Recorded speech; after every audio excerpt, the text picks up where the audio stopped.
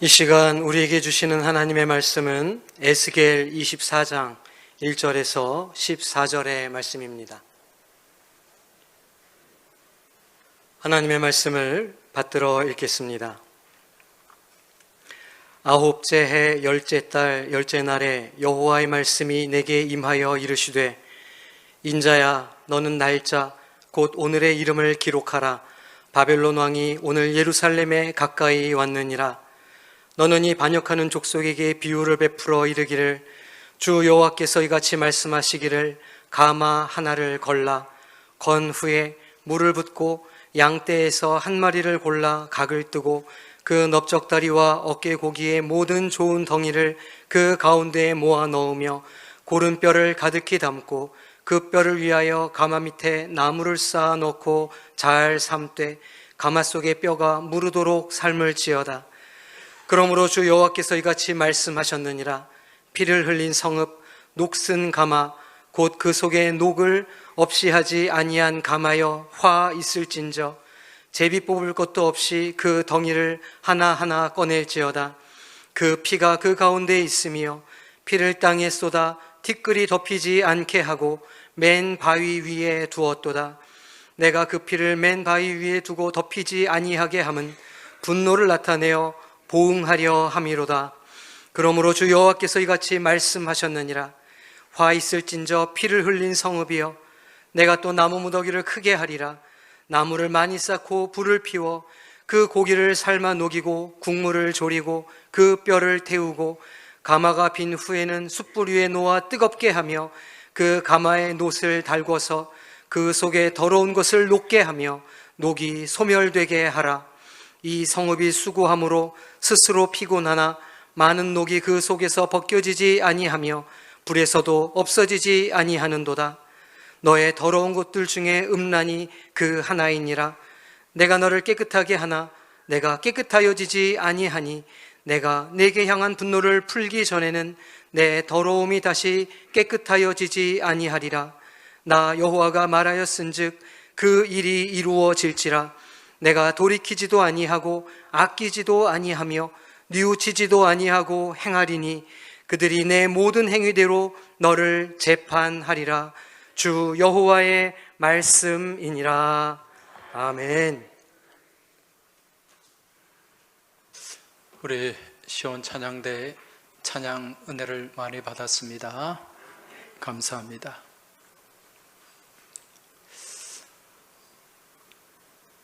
사람이 이 땅을 살아가는 동안 가장 힘들고 어려운 때, 그때가 언제일까요? 우리가 살아가면서 힘들 때가 많이 있지 않습니까? 육신의 병이 들었을 때도 힘들고, 또 물질적으로 궁핍할 때도 힘이 듭니다. 그런데 가장 힘이 들 때, 또 어려울 때가 언제인가? 그때는 바로 전쟁이 일어났을 때라고 할 수 있습니다. 어제가 6.25 전쟁이 일어난 지 72년째 되는 날입니다. 이 6.25 전쟁은 우리나라를 황폐하게 만들었고 많은 사람들의 목숨을 잃게 만들었습니다. 지난 1631년에 병자호란이라고 하는 큰 전쟁이 있었는데, 그 전란 이후에 가장 힘들었던 때, 우리나라, 우리 민족이 가장 어렵고 괴로움 가운데 놓여졌을 때가 바로 1950년 6.25 전쟁이 일어난 그 3년의 기간이 아닌가 생각할 수 있습니다. 왜 이처럼 전쟁이 힘들고 비참한가? 그 이유는 이 전쟁이 시작되면 사람이 사람을 죽이는 그 일이 정당화되고 합법화됩니다. 물론 이러한 죽이는 일은 전쟁에 참여하는 군인들에게 한정되기는 합니다마는 그렇다고 해서 군인들만 죽어가는 건 아니죠. 전쟁이 일어나면 오히려 무고한 백성들, 어린아이들, 여성들, 그러한 무고한 양민들이 많은 희생을 당하게 됩니다. 지금 당장 전쟁이 벌어지고 있는 우크라이나만 우리가 보더라도 얼마나 많은 민간인들이 전쟁에 상관없이, 전투에 상관없이 그렇게 희생되었는지 모릅니다. 지난 우리나라 역사 5,000년 동안 우리나라 안에 많은 전쟁이 있었어요. 그런데 그러한 전쟁의 대부분은 어떤 전쟁입니까? 우리가 침략한 전쟁이 아니라 외부로부터 침략을 당한 전쟁이었습니다. 혹자들은 그렇게 말합니다. 우리나라, 우리 민족이 평화를 사랑하는 민족이기 때문에 다른 나라를 침공하지 아니했다, 그렇게 얘기하는데, 사실 좀 더 냉정하게 엄밀하게 말하면 우리가 힘이 없어서 그렇게 침략을 하지 못한 거죠. 우리나라는 주변 사방이 강대국으로 둘러싸여 있습니다. 그로 인해 역사적으로 전쟁의 공포가 늘 이어져 왔어요. 이러한 우리나라 역사처럼 그 나라가 세워지고 난 이후에 계속해서 전쟁에 시달리고 또 전쟁의 그 어려움과 공포 가운데 지내온 민족이 있는데, 그 민족이 바로 이스라엘 민족입니다. 이 이스라엘이라고 하는 나라는 우리나라 대한민국과 굉장히 공통점이 많은 나라입니다. 먼저 이 두 나라는 그렇게 국토가 크지 않아요. 그리고 다른 나라에 비해서 민족성이 뛰어납니다. 그리고 그 주변에 사방이 강대국으로 둘러싸여 있습니다.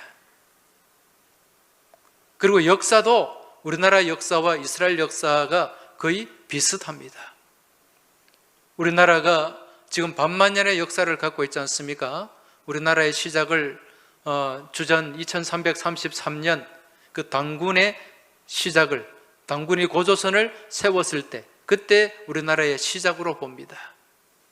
이스라엘 역사 또한 아브라함부터 이스라엘 역사의 시작으로 바라보는데, 아브라함이 언제적 인물인가? 주전 2100년경의 인물이에요. 그러한 측면에서 볼 때 우리나라와 이스라엘의 이 역사의 길이도 비슷하다는 것을 우리가 알 수 있습니다. 이처럼 이스라엘 민족들이 반만년의 역사를 지내오면서 가장 힘들고 어려웠던 때가 언제인가? 그때가 바로 오늘 이 본문의 말씀이 기록될 그때입니다. 이스라엘에 많은 선지자들이 있는데 예레미야, 에스겔, 그리고 다니엘 선지자가 활동할 그때가 이스라엘 역사상 가장 힘들고 고단하고 어려운 때였다는 거죠. 이때가 언제인고 하니 주전 600년 전후입니다. 주전 600년 이쯤에 이 이스라엘이 포함된 고대 근동에 어떤 일이 일어났는가? 그때 그 당시에 이 고대 근동에 패권을 잡은 나라가 있었는데, 그 나라가 바로 아시리아 제국입니다. 성경에 아수르라고 나오죠. 이 아시리아 제국이 그 당시에 이 중동 지방 여기를 다 평정을 했어요. 그리고 북이스라엘까지도 멸망을 시켰습니다. 그런데 이처럼 아수르가 강성할 때 또 새로운 강자가 부상하고 있었는데, 그 나라는 바로 이 유프라테스 강 유역에서 시작된 바벨론 민족이었습니다. 이 바벨론 민족은 처음에는 보잘것 없었지만은 이 나보폴라살이라고 하는 이제 왕이 이 바벨론을 강성하게 키워냈습니다. 이 나보폴라살 왕이 그렇게 바벨론을 강성하게 키울 수 있었던 것은 그 아들이 탁월했기 때문에 그래요. 이 나보폴라살 왕의 아들이 누구인가? 우리가 너무도 잘 아는 왕입니다. 느부갓네살이라고 하는 왕입니다. 이 느부갓네살은 아버지가 왕으로 재임하고 있을 때 그때 왕자의 신분으로 이 아수르와 싸워서 이 바벨론의 군대를 이끌고 아수르를 공격해서 아수르의 수도 니느웨를 함락시켰습니다. 그리고 그 뒤에 이제 고대 근동의 전통적인 강자가 이 이집트, 애굽이라고 하는 나라인데, 이 이집트의 막강한 군사들과 전쟁을 해서 대승을 거두게 됩니다. 그 전투가 주전 605년에 있었던 갈그미스 전투예요. 이제 이 전쟁에서 승리한 이 느부갓네살이 이러한 여세를 몰아서 남진 정책을 펼쳐나갔는데, 그때 공격한 나라가 남유다였습니다. 남유다의 이 바벨론의 1차 침공으로 인해서 많은 사람들이 포로로 잡혀가게 됩니다. 이 느부갓네살이 이 남유다를 첫 번째 침공했던 데가 주전 605년이었어요. 이때 이제 서로 화친을 맺고 많은 백성들을 포로로 잡아가게 됩니다. 이때 포로로 잡혀간 사람들이 주로 왕족과 귀족들이었어요. 우리가 잘 아는 이 다니엘과 세 친구들도 이때 포로로 잡혀가게 됩니다. 이스라엘의 포로 기간이 70년이라고 하지 않습니까? 그 70년의 포로 기간을 이 주전 605년 이때부터 계산을 합니다. 어떤 사람들은 남유다가 완전히 망했던 주전 586년 이때 포로로 잡혀간 게 아닌가 생각하는데 그렇지 않아요. 주전 605년부터 이미 포로 시대가 시작이 되었다는 것입니다. 그때 이제 포로로 잡혀가고 난 이후에 8년 뒤에 바벨론 군사들이 다시 또 대군을 이끌고 그렇게 남유다를 침공하게 됩니다. 이게 바벨론의 2차 침공이었어요. 이때가 주전 597년인데 이때 많은 사람들이 또 포로로 잡혀갔죠. 이때 포로로 잡혀간 사람들은 주로 기술자, 장인들이었어요. 이 사람들을 수만 명을 포로로 잡아갔고 이때 함께 포로로 끌려갔던 사람이 에스겔 선지자였습니다. 이 2차 침공으로 포로로 잡혀갔던 많은 사람들이 어디로 끌려갔는가? 이 바벨론 땅에, 여러분 바벨론에 유명한 두 강이 있죠. 유프라테스 강과 티그리스 강. 여기가 바벨론 문명의 발상지입니다. 이 유프라테스 강 지류에 그발 강이라고 하는 강이 있어요. 이 강을 지금 이제 서로 연결하는 대운하 공사를 했는데 그 운하 공사 현장에 이스라엘 이 포로들을 거기에 끌고 가서 일을 시켰다는 거죠. 여러분 요즘 같으면은 이 토목 공사라고 하는 게 중장비를 동원하기 때문에 뭐 그렇게 어려운 문제가 아닙니다만은 그 당시는 다 누가 해야 됐습니까? 사람의 손으로. 요즘같이 그렇게 좋은 삽이 있습니까? 곡괭이가 있습니까? 그 허술한 장비를 가지고 돌을 깨고 흙을 파고 옮기는 그 일 얼마나 힘든 일인지 모릅니다. 그 일에 누가 투입이 됐는가? 포로로 잡혀간 이스라엘 백성들이 거기에 투입이 된 거죠. 그러니 새벽부터 밤늦게까지 그렇게 하루 종일 강제 노역에 시달려야만 했습니다. 그러면서 또 얼마나 많은 사람들이 그 공사 현장에서 죽어나갔겠습니까? 그 눈만 감으면 눈물이 나오는 거예요. 그리고 그 고향 이 이스라엘이 떠오르는 것입니다.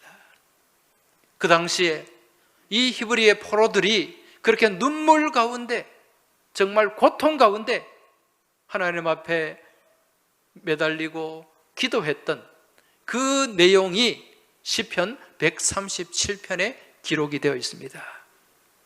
137편, 시편 137편 1절 말씀을 보면 우리가 바벨론의 여러 강변 거기서 앉아서 시온을 기억하며 울었도다. 이게 시편 137편의 서두 시작입니다. 눈물로 지새는 그런 삶을 살았다는 거죠. 이러한 때에 하나님이 이 에스겔 선지자를 통해 환상을 보여주셨어요. 하나님의 계시를 보여주신 거죠. 그 받은 계시의 말씀이 에스겔 말씀입니다.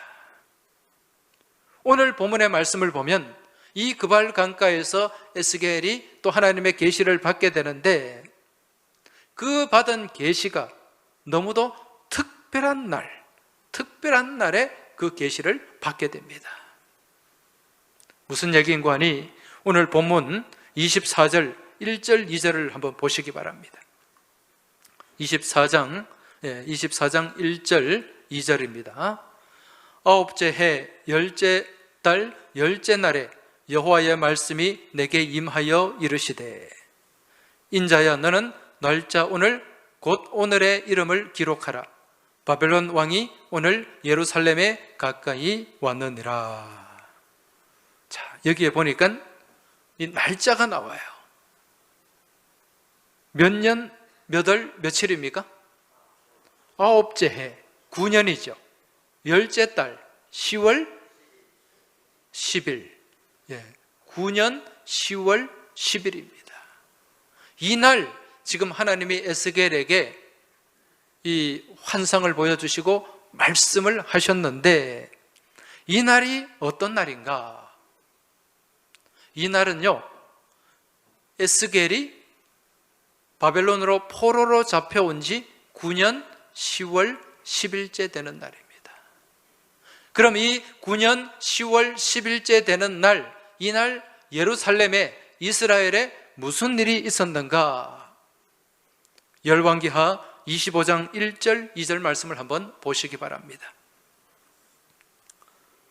시드기야 제9년 열째 달 10일에 바벨론의 왕 느부갓네살이 그의 모든 군대를 거느리고 예루살렘을 치러 올라와서 그 성에 대하여 진을 치고 주위에 토성을 쌓으매 그 성이 시드기야 왕 제11년까지 포위되었더라.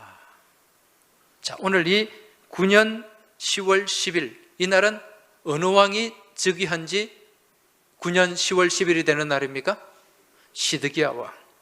그 무슨 말이냐면, 에스겔이 2차 포로로 잡혀가던 때, 그때 바벨론이 여호야긴 왕을 폐위하고 시드기야 왕을 다시 옹립을 했어요. 왕으로 세워놓은 거죠. 그러니까 이 시드기야 왕이 왕으로 즉위한 지 9년 10월 10일째 되는 날에 무슨 일이 있었다? 바벨론이 남유다를 침공한 거예요. 또다시. 이게 몇 차 침공입니까? 3차 침공입니다. 이때가 남유다가 완전히 망하기 3년 전의 일이었습니다. 그런데 지금 이 바벨론이 남유다를 침공할 때 에스겔은 어디에 있었습니까? 지금 에스겔이 있는 장소는 그발강가. 그발강이 어디에 있는 강이에요? 바벨론에 있는 강이잖아요. 그 그발강은 예루살렘에서 약 거리가 1000km 이상 떨어진 곳이에요. 그곳에서 지금 이 사건을 무엇으로 목격하고 있다? 환상을 통해서, 하나님의 계시를 통해서 이 사건을 목격하고 있다는 것입니다. 자, 지금 이 바벨론이 3차 침공을 했는데, 앞서 이 바벨론이 2번까지 침공하기까지 이스라엘 백성은 큰 착각에 사로잡혀 있었어요. 무슨 착각인가? 예루살렘, 남유다는 절대로 무너지지 않고 망하지 않는다는 착각입니다. 왜 그런 생각을 가졌을까요? 이 이스라엘은 누가 함께하는 나라다? 하나님이 함께하는 나라다. 그리고 예루살렘은요, 이 천혜의 요새예요. 해발 800m 고지에 주변이 다 산들로 둘러싸여 있습니다. 예루살렘을 시온 산성이라고 하지 않습니까? 이 시온이라는 말은 이 산들의 복수예요. 산의 복수형, 산들이라는 의미예요. 그래서 많은 산들로 둘러싸여져 있기 때문에 절대로 예루살렘 성은 무너지지 않는다는 그런 생각을 갖고 있었다는 거죠. 그런데 하나님은 계속 이 이스라엘 백성들을 향해 어떻게 말씀하셨습니까? 너희들 망한다. 너희들 그렇게 살면 망한다. 계속해서 주의 선지자들을 통해서 망한다, 망한다, 그리고 여호와께로 돌아오라, 이 말씀을 하셨는데, 거짓 선지자들은 어떻게 했어요? 안 망한다, 괜찮다, 이래도 괜찮고 저래도 괜찮다, 계속해서 그렇게 얘기를 했습니다.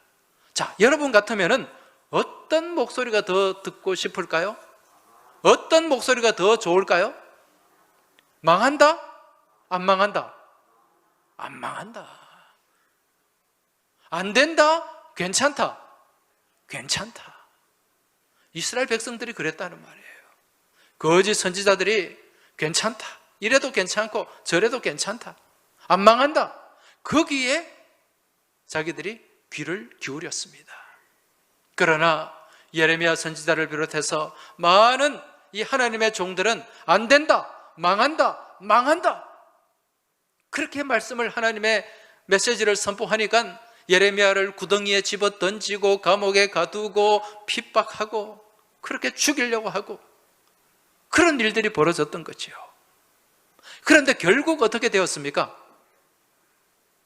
망했어요, 망하지 않았어요? 망했단 말입니다. 이 에스겔이 환상을 보았던 주전 589년부터 586년 3년 동안 예루살렘 성은 바벨론 군사들로 인해 완전히 포위가 되었어요. 지금 오늘 이 에스겔이 환상을 보았던 이 9년 10월 10일에 바벨론이 느부갓네살이 대군을 이끌고 와서 예루살렘 성을 겹겹이 둘러쌌습니다. 얼마 동안? 3년 동안. 여러분, 이 성이 3년 동안 포위되어 있다고 생각해 보세요. 그러면은 그 성에 무엇이 떨어질까요? 먹을 것이 떨어지겠죠. 완전히 도안에 든 쥐가 되어가지고 먹을 것이 없으니까 나중에 어떤 일이 벌어집니까? 이 비참한 참극이요, 예레미야 선지자가 기록한 이 애가는 정말 애달픈 마음으로 기록한 하나님의 말씀이잖아요. 이 예레미야 애가 4장 7절에서 10절에 보면 이 비참하고 비참한 모습이 그대로 여기에 기록이 되어 있어요. 한번 말씀을 보시기 바랍니다. 전에는 존귀한 자들의 몸이 눈보다 깨끗하고 젖보다 희며 산호들보다 붉어 그들의 윤택함이 갈아서 빛낸 청옥 같더니 이제는 그들의 얼굴이 숯보다 검고 그들의 가죽이 뼈들에 붙어 막대기같이 말랐으니 어느 거리에서든지 알아볼 사람이 없도다. 자, 먼저 여기까지 한번 보시면은요, 과거에는, 전쟁이 일어나기 전에는 정말 이 존귀한 자들, 그들의 몸이 눈보다 깨끗하고 젖보다 희고 산호들보다 붉고 윤택함이 갈아서 빛낸 청옥과 같았다. 너무너무 보기에 좋았다는 거죠. 아름다웠다는 거죠. 그런데 지금은 어떻다는 것입니까? 그들의 얼굴이 숯보다 검고 그들의 가죽이 뼈들에 붙어 피골이 상접해졌습니다.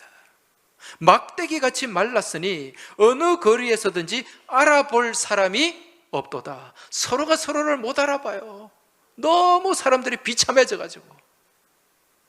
자, 그 뒤에 말씀해 보면 칼에 죽은 자들이 줄여 죽은 자들보다 더 나음은 토지 소산이 끊어짐으로 그들은 찔림받은 자들처럼 점점 쇠약하여 가미로다.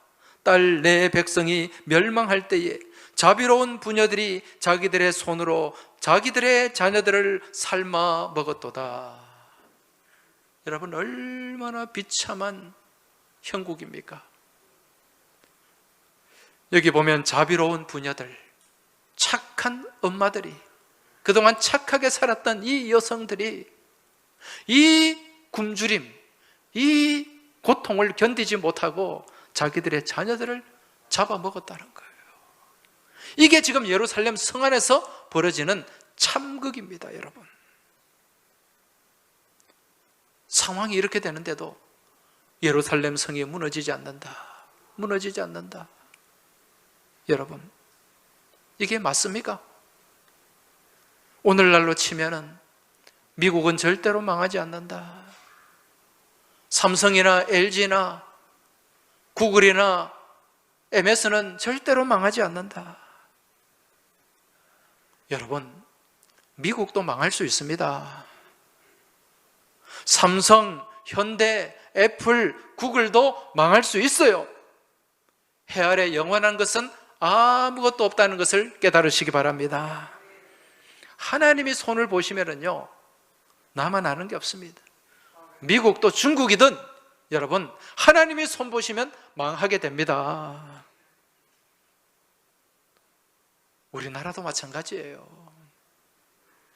여러분, 우리나라 완전히 망했던 나라, 우리 하나님이 살려주신 줄 믿으시기 바랍니다. 우리 하나님이 도와주셨기 때문에 우리가 여기까지 왔는데, 이걸 우리가 열심히 해서 우리 민족이 탁월해서 그런 착각에 사로잡혀서는 안 된다는 것입니다. 지금 이 남유다도 마찬가지예요. 하나님의 선지자들이 계속해서 수없이 말씀하고 경고합니다. 망한다, 그렇게 살면 안 된다, 하나님께로 돌아와라. 그런데 그 말씀에 귀를 기울이지 않는 거예요. 이대로가 좋소 아무리. 자기들은 특별한 존재이고 이스라엘 나라 또한 특별한 나라이기 때문에 결코 망하지 않을 것이다, 그런 헛된 망상에 사로잡혀 있었던 것입니다. 근데 결국 어떻게 되었습니까? 이런 비참한 참극을 겪으면서 결국 예루살렘 성은 허무하게 그렇게 무너졌고, 예루살렘 성전 또한 불타고 그 성전의 기물들이 약탈을 당하고 말았다는 것입니다. 그리고 망하지 않는다는 그러한 이스라엘 백성들의 망상 또한 처참하게 무너지고 말았던 것입니다. 자, 그렇다면 지금 왜 이런 일들이 일어났을까요? 왜 이런 비참한 참극이 일어났을까요? 그 이유를 오늘 본문을 통해 말씀해 주고 있습니다. 자, 오늘 본문 3절 이후의 말씀을 보면은요, 하나님이 이스라엘 백성들을 향해서 시청각 교육을 하고 있어요. 지금 이스라엘 백성들에게 무엇을 하나 걸으라고 말씀합니까? 가마솥을 하나 걸어라. 가마를 걸어라. 큰 가마를 걸어놓고 거기에 무엇을 해라? 양을 한 마리 잡아가지고 각을 뜨고 그 양의 넓적다리와 어깨고기 모든 좋은 것들을 그 솥에 넣고 삶아라. 계속해서 삶아라. 뼈가 녹을 때까지 삶으라는 거예요. 자, 그런데 지금 여기서 지금 이 먼저 끓는 가마, 이 가마는요 남유다를 상징하는 것이고, 그 가마 안에서 삼겨지고 있는 양고기는 이스라엘 백성들을 상징하는 것입니다. 그런데 문제는 이 양고기를 삶고 있는 이 가마가 어떤 가마죠? 그렇죠. 6절에 보니까 녹슨 가마, 곧 그 속에 녹을 없이 하지 아니한 가마라고 말씀하고 있습니다. 자, 제가 한 가지 질문하겠습니다. 이 녹슨 가마에 이 고기를 잡아서, 양을 잡아서 고기를 삶았어요. 그 고기 먹을 수 있을까요? 녹이 잔뜩 두꺼운 녹이 끼어 있는데 거기에 고기를 넣어서 펄펄 끓이고 삶아가지고 뼈가 녹을 때까지 삶아가지고 그거 먹을 수 있겠냐는 것입니다. 못 먹겠죠. 다 버릴 수밖에 없습니다. 지금 이게 남유다의 현재 모습이요 상태라고 하는 것입니다. 그럼 이 가마에 왜 녹이 쓸었을까? 이 가마솥이라고 하는 것은 언제든지 음식을 넣고 또 끓이고 물도 끓이고 사용할 수 있는 준비가 되어 있어야 되는데 왜 녹이 쓸었을까? 그 가운데 무엇이 찌들었기 때문에? 온갖 죄와 악이 찌들어 있기 때문에. 지금 이 가마에 쓸어 있는 이 녹은 이 이스라엘 백성들의 그 두꺼운 죄와 악을 얘기하는 것입니다. 한마디로 남유다의 죄악상을 보여주는 거예요. 여러분, 우리가 성경을 읽다 보면 성경에서 하나님의 자녀를 비유하는 도구가 등장하는데 그 도구가 무엇인가? 신약의 말씀 디모데후서 2장에 보면 나옵니다. 디모데후서 2장 20절 말씀을 보면 큰 집에는 금그릇과 은그릇뿐 아니라 나무 그릇과 질그릇도 있어 귀하게 쓰는 것도 있고 천하게 쓰는 것도 있나니. 큰 집에, 큰 부잣집에는 많은 그릇이 있습니다.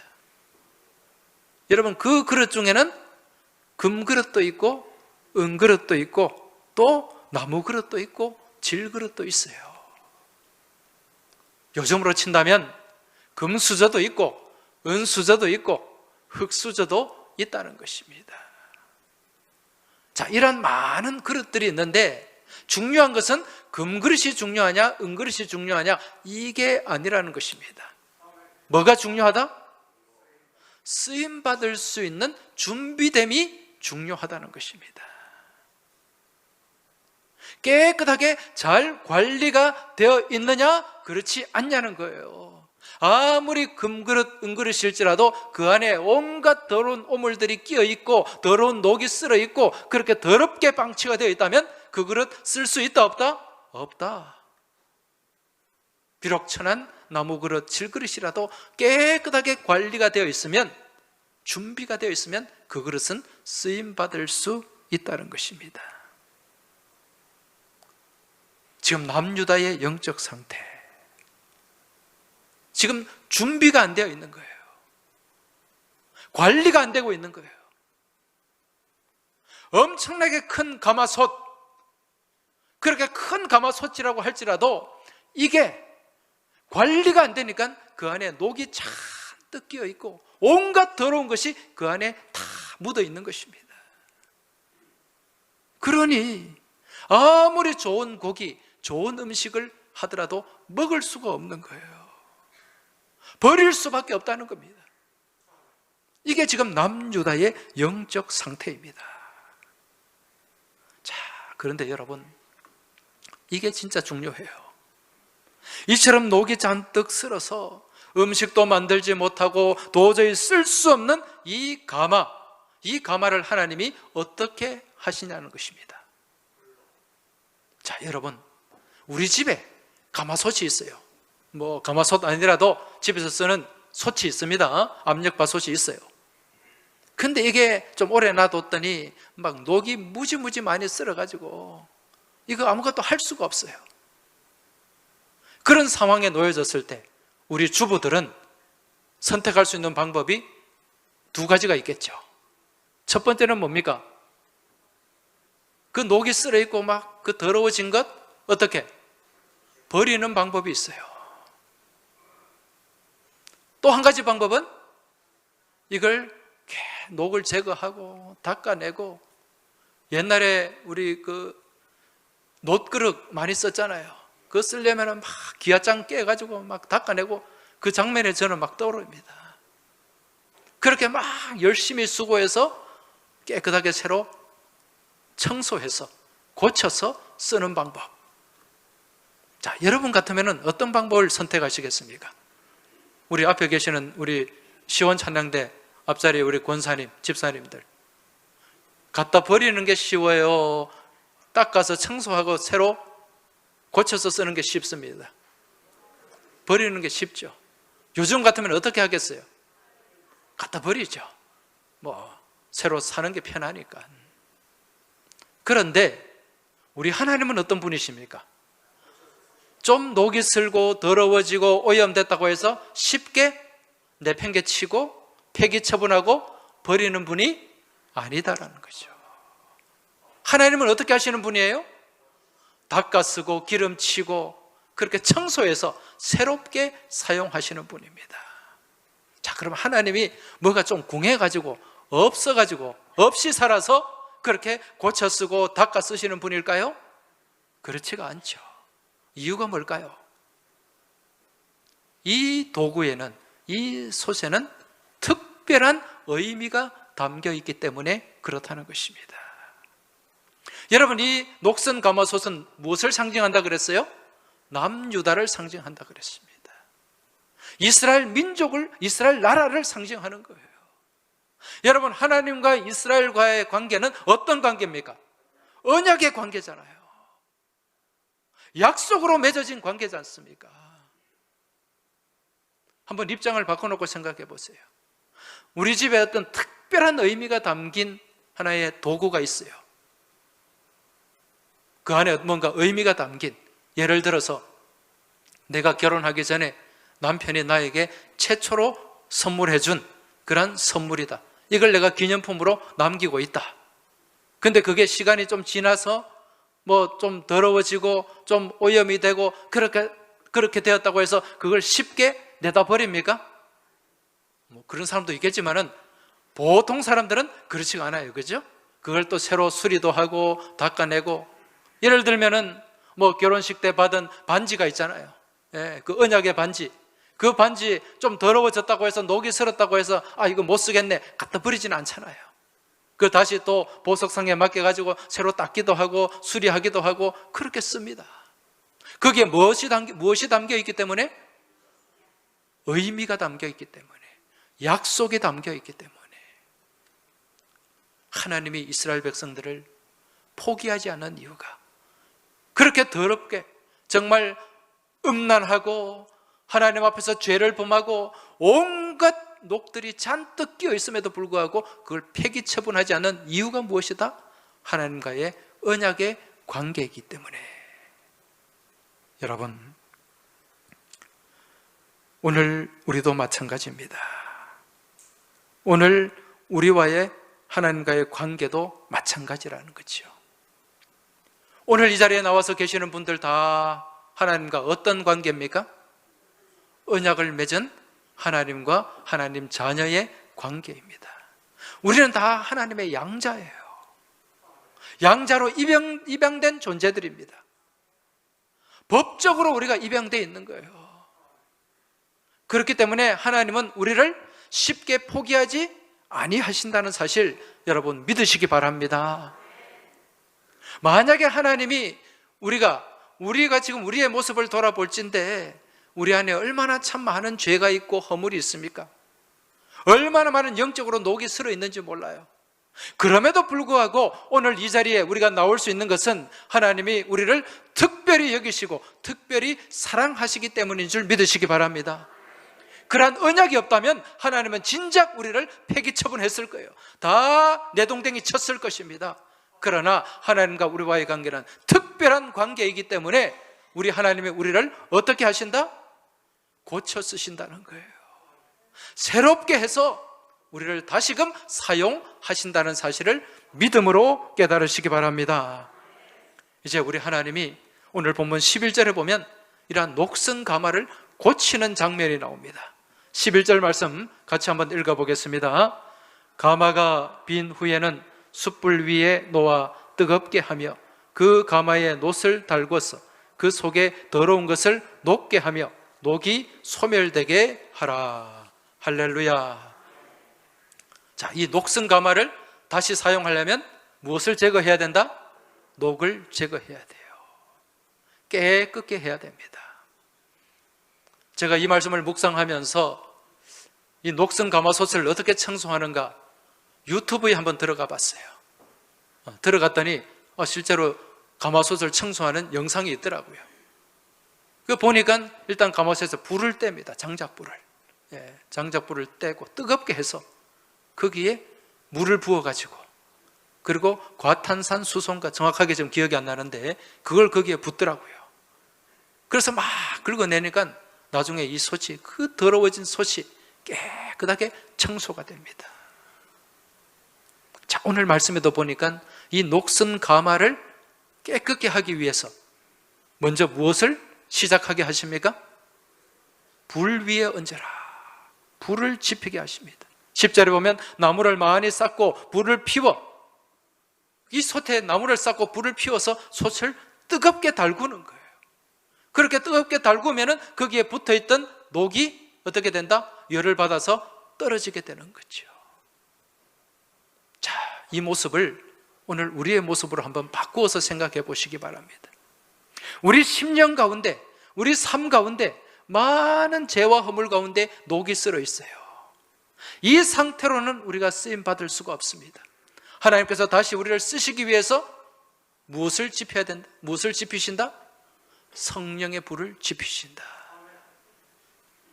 여러분, 우리 안에 성령의 불이 불타올라야 됩니다. 성령이 우리 안에 충만해야 된다는 거예요. 다시금 우리 안에 성령의 불이 뜨겁게 타올라야 되는 줄 믿으시기 바랍니다. 이러한 성령의 기름 부음의 역사가 우리 안에 이루어지기 위해서는 우리 안에 무엇이 살아나야 된다? 예배가 살아나야 됩니다. 뜨거운 예배가 살아나야 됩니다. 할렐루야! 뜨거운 기도가 살아나야 돼요. 기도에 불이 붙어야 됩니다. 우리 안에 헌신의 열정이 다시 불타올라야 된다는 것입니다. 그리할 때 우리 안에 다시금 성령의 불이 뜨겁게 불타오르고 그 불로 말미암아 우리 안에 있는 온갖 더러운 찌꺼기들이, 온갖 녹슨 것들이 떨어져 나가게 될 줄 믿습니다. 그러기 위해서는 우리 안에 무엇이 회복되어야 돼요? 예배가 회복되어야 되는 줄 믿으시기 바랍니다. 뜨거운 기도가 회복되어야 되는 줄 믿으시기 바랍니다. 하나님 앞에 뜨거운 찬양이 회복되어야 되는 줄 믿으시기 바랍니다. 그리할 때 성령의 기름, 그 찬양 가운데 성령의 기름 부음이 있고, 그 기도 가운데 성령의 기름 부음이 있고, 예배 가운데 성령의 기름 부음의 역사가 나타나게 된다는 것입니다. 그리할 때 우리가 다시 불붙게 되는 거예요. 불길 같은 주 성령 간구하는 우리에게 지금 강림하셔서 영광 보여주소서. 성령이여 임하사 우리 영의 소원을 만족하게 하소서. 기다리는 우리에게 불러 충만하게 하소서. 할렐루야. 불로 충만한 역사가 일어나길 주의 이름으로 축원합니다. 그리고 이 성령의 불과 더불어서 말씀의 생수가 공급이 되어야 됩니다. 그 뜨겁은 가마 가운데, 뜨겁게 달궈진 가마 가운데 말씀의 생수가 부어질 때 그 더러워진 녹이 깨끗하게 떨어지고 청소가 되는 줄 믿으시기 바랍니다. 그래서 계속해서 말씀이 공급되어야 돼요. 여러분, 지난 2년 6개월 코로나 팬데믹을 지내는 동안 우리의 모습 안에, 우리의 심령 가운데 알게 모르게 많은 녹이 끼었습니다. 예배와 멀어지고 교회와 멀어지고 기도와 멀어지는 가운데 알게 모르게 많은 녹이 끼고 또 하나님과의 거리 두기 가운데 이끼가 끼었단 말입니다. 이 상태로는 안 돼요. 이제 이 녹을 제거해야 됩니다. 깨끗게 해야 됩니다. 그래야 다시금 우리가 은혜의 자리로 돌아갈 수 있게 되는 줄 믿으시기 바랍니다. 그러기 위해서는 어떻게 해야 될까요? 오늘 이 시간 잠깐 우리 내면의 모습을 한번 돌아볼 수 있길 바랍니다. 한번 다 같이 눈을 한번 감아 보시기 바랍니다. 눈을 감고 지금 내 영적 상태를 한번 점검해 보시기 바랍니다. 지금 내 심령 가운데 나도 알게 모르게 끼어 있는 그런 녹이 없는가? 더럽게 오염된 모습이 없는가? 하나님과의 거리 두기로 인한 이끼가 끼어 있지는 않은지 한번 돌아보고 점검하시기 바랍니다. 그리고 다시 회복할 수 있길 바랍니다. 우리와 하나님 사이에 이끼가 제거되고 우리 안에 잔뜩 끼어 있는 녹이 제거되기 위해서는 다시금 불이 붙어야 됩니다.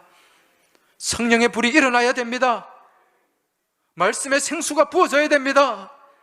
그러기 위해서는 우리의 예배가 더 뜨거워져야 되고 예배를 향한 열망이 회복되어야 되고 주님을 향한 뜨거운 열정이 회복되어야 되고 헌신을 향한 뜨거운 열심이 회복되어야 될 줄 믿습니다. 이 시간 우리의 모습을 하나님 앞에 그대로 내어놓고 이 시간 같이 우리 합심하여 기도할 수 있길 바랍니다.